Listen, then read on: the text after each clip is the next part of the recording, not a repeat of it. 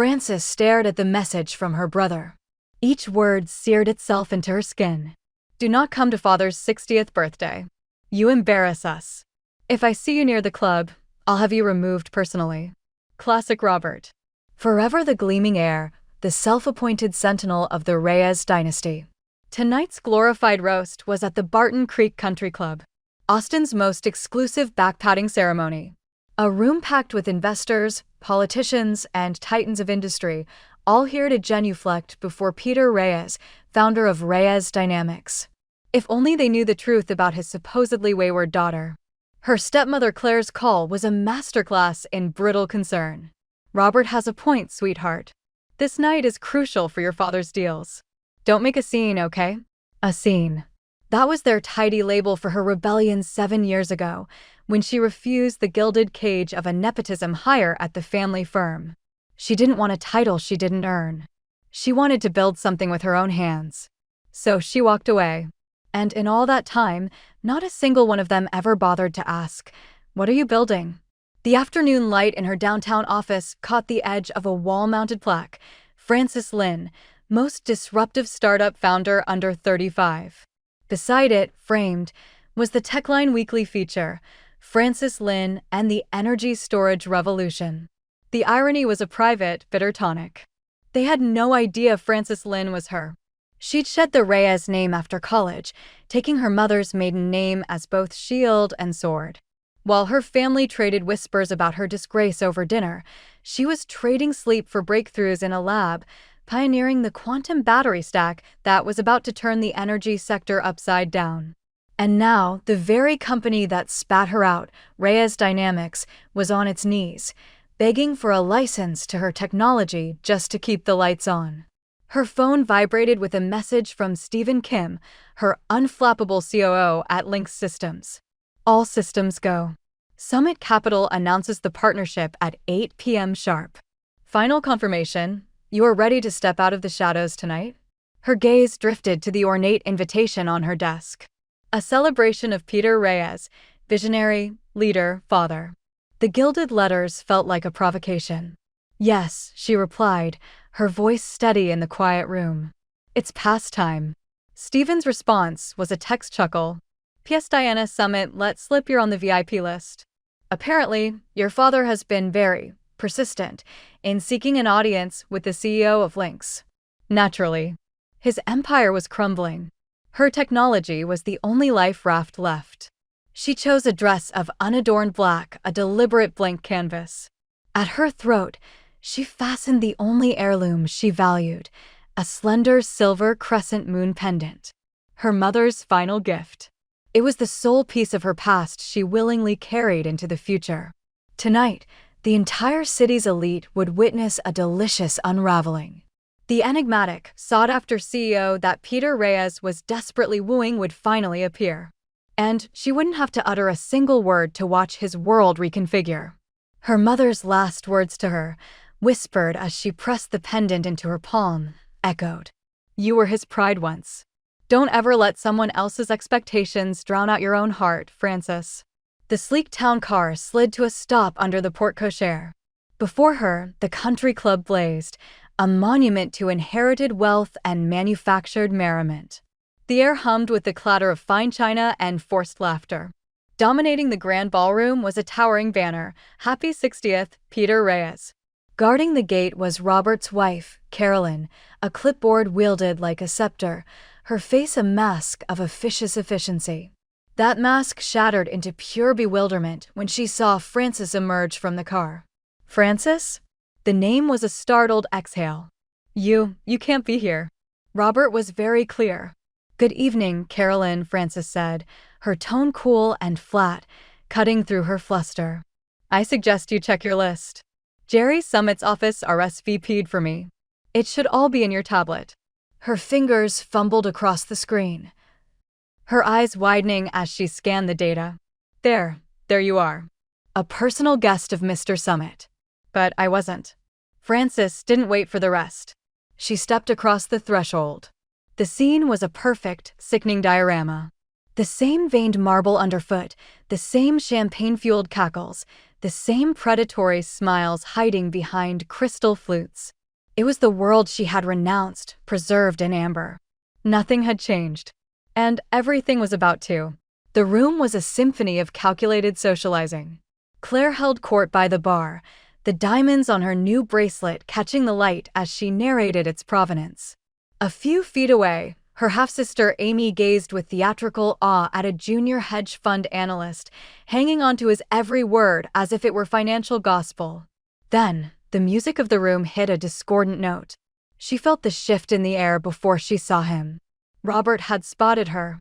His congenial mask dissolved into a skull, and he cut through the crowd with the purpose of a heat-seeking missile. He didn't bother with greetings. What part of "stay away" was a linguistic challenge for you? His voice was a low, venomous growl meant only for her ears. "Robert," she said, offering a thin, cool smile. "The party is everything I imagined." "You have no idea what you're walking into," he seethed, leaning in. "Security is on its way. You have 1 minute to turn around and disappear. Spare yourself the disgrace." Frances made a show of checking the delicate watch on her wrist. "I'm afraid my schedule is booked. Jerry Summit should be arriving in approximately 30 seconds. He was quite insistent I be present for his announcement." The name hit him like a physical blow. Summit. Confusion warred with irritation on his face. What announcement? What could he possibly need you for? He never got his answer. The energy in the grand hall pivoted. Conversations stuttered and faded. All attention funneled toward the main entrance, where Jerry Summit had appeared. At 65, he possessed a quiet gravity that made chandeliers seem frivolous. His arrival was the only headline that mattered. The rumor of his impending partnership deal had been the subtext of every conversation for weeks. Her father, ever the consummate host, was the first to move, a wide, triumphant smile spreading across his face as he strode forward, arm extended. "Jerry, you made it. Let's get you a drink. We have so much to discuss." But Summit's gaze was already traveling past him, scanning the room with detached efficiency. It landed on Frances, and a genuine, warm smile broke through his reserved demeanor. "Ah," he said, his voice carrying effortlessly in the new quiet. "There she is."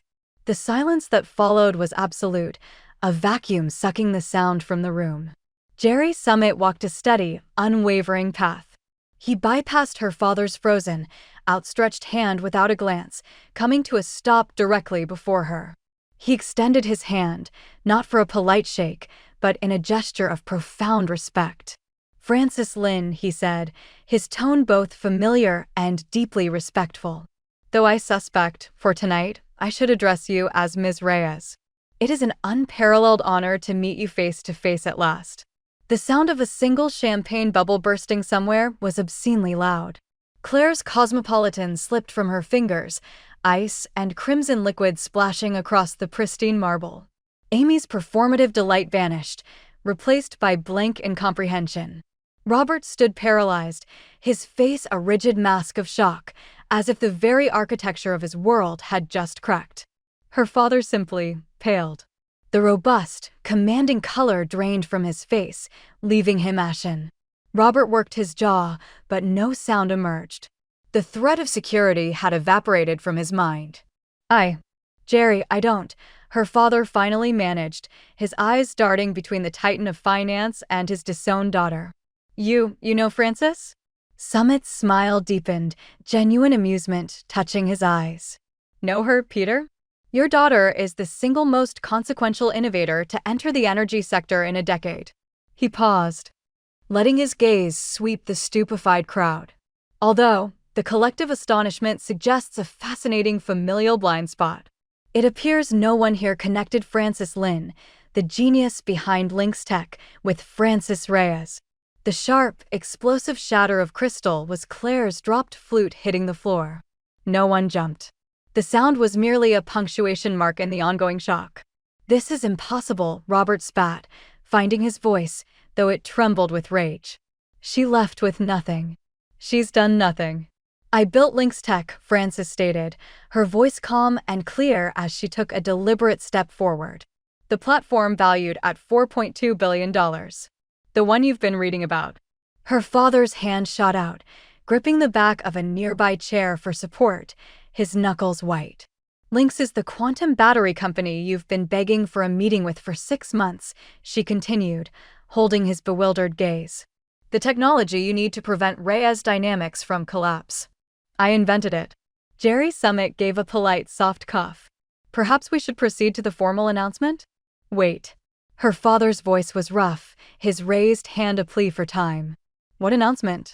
Frances took the final step, closing the distance. When she spoke, her words were for the entire room. Summit Capital and Lynx Systems are forming a strategic partnership. Our first joint action is the acquisition of a controlling interest in Reyes Dynamics.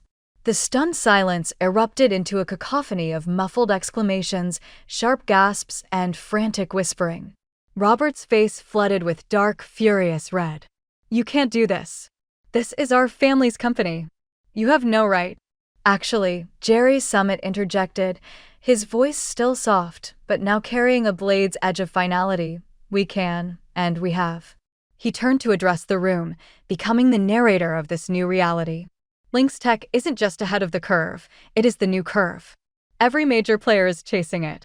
But Ms. Reyes, he said, with a slight nod toward Frances, wanted her family to have the first opportunity. Not out of obligation, out of respect. Claire's composure shattered like the crystal at her feet. She stepped into the no-man's land between her father and her voice a shard of ice. Peter, think. You cannot let her dismantle a lifetime of work. She'll tear down everything we've built. A dry, humorless sound escaped Frances. Everything you've built? She let her gaze sweep the opulent, dying room. You mean the company hemorrhaging relevance, clinging to internal combustion while the future charged past you? The company whose solvency is a topic of hushed meetings you pretend not to have. Her father flinched. In his eyes, the polished veneer of the patriarch was gone, replaced by raw, unprocessed pain and dawning horror. The silent years hung between them, a chasm. Frances, he said, the name a plea. Please, can we just talk? She closed the final steps between them, her heels silent on the marble. Her voice didn't waver. Talk? The time for talking was 7 years ago in your study. I showed you the data, the models. I told you the future was electric, and you patted my head and told me to stop playing engineer. When I brought you my first prototypes, Robert called them cute sketches for a science fair. And when I walked out that door to start Lynx, Claire's official diagnosis was that I was running from my responsibilities. She held herself perfectly still, her chin level. I wasn't running. I was building. I built the very thing that matters now. And I'm here to salvage the company that was too arrogant to listen. Jerry Summit observed the scene, a quiet, comprehending spectator.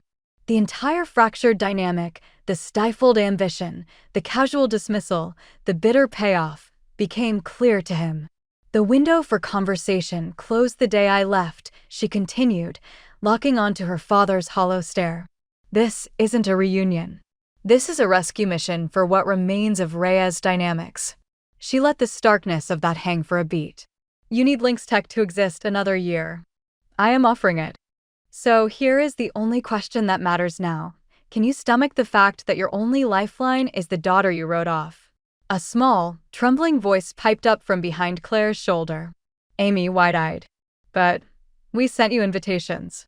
For Thanksgiving. For Christmas. And I was otherwise engaged, Frances replied, her tone not unkind, but final. Building a world-changing company requires singular focus. But you're missing the point, Amy. The issue isn't that I didn't come to dinner. It's that at those dinners, no one ever once asked, Frances, what are you working on? The assumption was always failure. So I stopped attending. With the quiet efficiency of a man who brokers world-altering deals before lunch, Jerry Summit produced a sleek, black folder from an inner jacket pocket and laid it flat on a cocktail table. The sound was a period at the end of a sentence. The terms are set, Peter. Lynx Systems acquires 60% of Reyes Dynamics. Frances outlined the new reality, her voice leaving no room for negotiation. I become the majority owner. The first executive order is a complete pivot to electric. Our full-scale EV program launches immediately. We begin production in 6 months.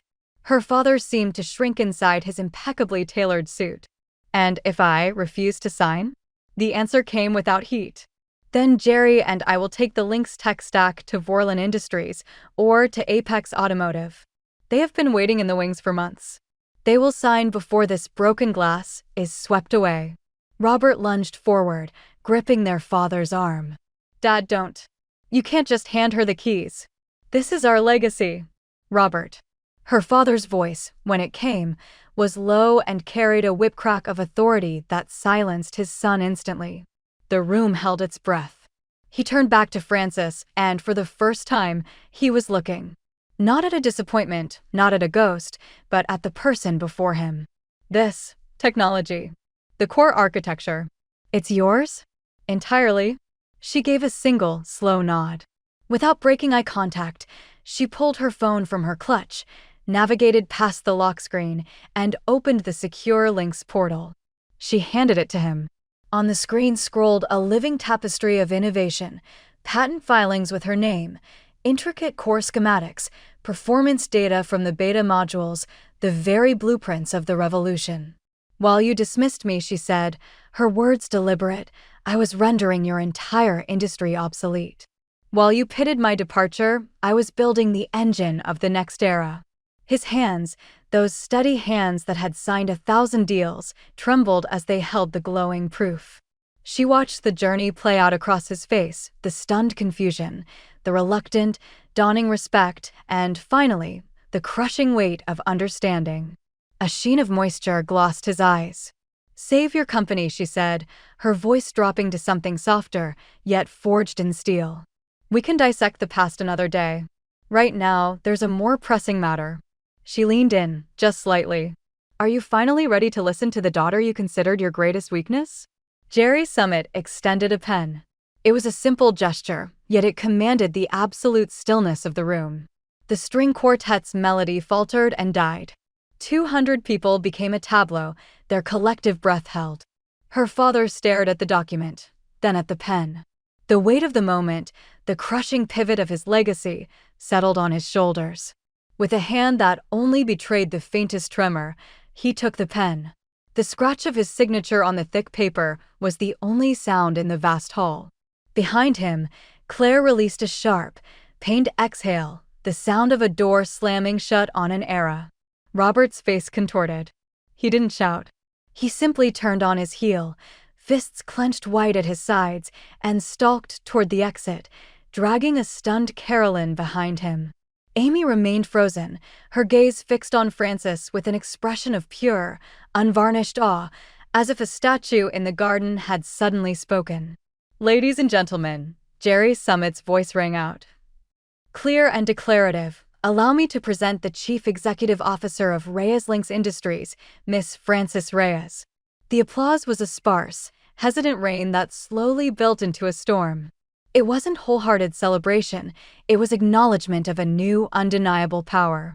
Beside her, her father stood motionless, a man hollowed out and refilled with a strange, quiet awe. Claire's impeccable facade fissured. A raw blend of fury and devastation flickered across her features before she turned away. Frances did not grant her attention. Her fingertips found the cool silver of the crescent moon at her throat. Her mother's voice, a memory softer than the terrace breeze, whispered, "Follow your heart, even if it leads you where they said you'd never belong." This was the circle, closed at last. But she had not returned to the center they'd prepared for her. She had redrawn the circle herself and now stood at its new, commanding axis. Later, when the forced revelry had dimmed to a muted hum and a slow jazz standard drifted from the ballroom, she sought the quiet of the stone terrace. The vast Texas landscape melted into indigo darkness. His approach was tentative, footsteps slow and heavy. He stopped a few feet away, not presuming to stand beside her. That last night, he began, his voice rough with the past. In my study. You were so excited. Laughing. You had those printouts, and I wouldn't even turn from my desk to look. You didn't turn around, she affirmed, staring into the night. No, he whispered. I didn't. A long silence stretched, filled only with the distant chirp of crickets. When he spoke again, the words seemed to cost him. I was profoundly wrong. About all of it. She turned then. The imposing figure of Peter Reyes, the Titan, was gone. In his place stood a man diminished by his own blindness, yet strangely enlarged by the act of finally seeing. The moonlight etched lines of regret and weary clarity on his face. Francis, he asked, the vulnerability in his tone almost foreign. Is there any possibility? Could you ever forgive me? She looked down, her thumb stroking the smooth arc of her pendant. It was an anchor to the love that had always believed in her, and a compass that had led her through the wilderness of their rejection. Forgiveness isn't a prize I withhold, Dad, she said, her tone gentler now. It's a path we walk. The question isn't about my capacity to forgive. It's about your willingness to learn. Are you ready to learn from your daughter? He met her gaze. In his eyes, the ghost of pride surrendered, replaced by a desperate, hopeful humility. He gave a single, solid nod. Teach me. In that moment, she understood the true shape of victory. The most potent form of revenge isn't humiliation, it's transcendence. It's creating something so undeniable that it forces a reckoning, not just with them, but with herself. And in that reckoning, sometimes, just sometimes, she was offered the chance to rebuild the ruins, not as they were, but as they should have been. On her own terms. The following morning, she walked through the doors of the building that was no longer just Reyes Dynamics. The new brass sign by the entrance gleamed under the Texas sun, Reyes Links Industries. The air inside smelled different, not of old polish and stale ambition, but of potential of fresh paint and circulated air. As she moved down the main corridor, her eyes caught the old, bronze plaque on the wall, driving the future. It was waiting to be taken down. The new motto, chosen after a long, silent conversation with her father the night before, was already being etched. Innovation is the family legacy. The physical purge had begun.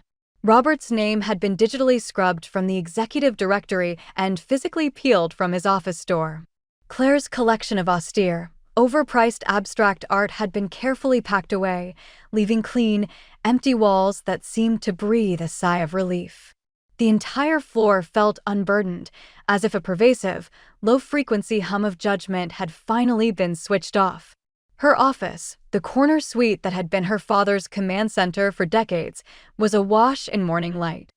On the vast, empty desk, cleared of his old artifacts, sat a single, neat package. No card. She unwrapped it. Inside, cushioned by tissue paper, was a book.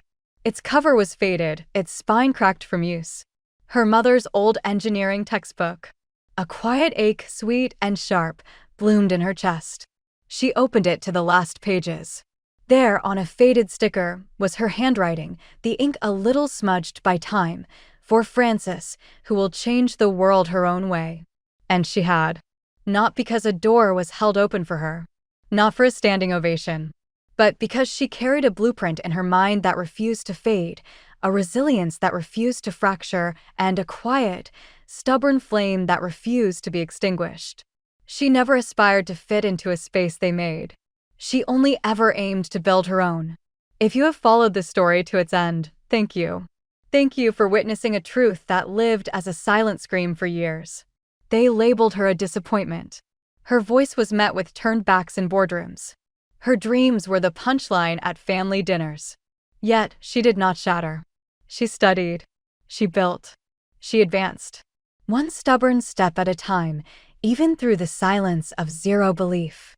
If you have ever been handed rejection by the very hands meant to lift you up, let this be a reminder. Your permission slip to become does not require another's signature.